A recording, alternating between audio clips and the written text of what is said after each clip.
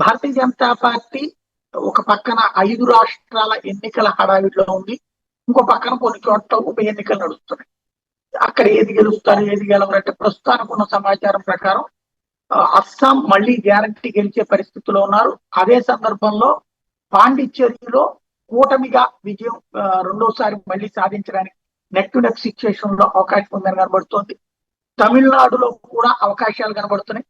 బెంగాల్లో పుంజుకునే అవకాశం ఉంది, కేరళలో కూడా పుంజుకునే అవకాశం ఉంది మాత్రమే. అయితే సిక్కిం లో మాత్రం తాజాగా జరిగిన మున్సిపల్ ఎలక్షన్స్ లో ఎన్డీఏ అంటే సిక్కిం లో భారతీయ జనతా పార్టీతో పాటు మిత్రపక్షాలు కలిపి 58 స్థానాలు గెలుచుకోవడం అన్నటువంటిది కీలకమైనటువంటిది. ఎలక్షన్ సందర్భంగా భారతీయ జనతా పార్టీ నుంచి బయటికి వెళ్ళి ఇండిపెండెంట్ గా గెలిచినటువంటి వాళ్ళు కూడా రెబల్స్ కూడా ఉన్నారు. అంటే పరిస్థితి ఈశాన్య రాష్ట్రాల్లో బీజేపీకి అనుకూలంగా మారుతూ ఉండటం, అస్సాం తర్వాత 1 by 1 మూవ్ అవుతూ ఉండటం అన్నది కీ పాయింట్ అన్నమాట.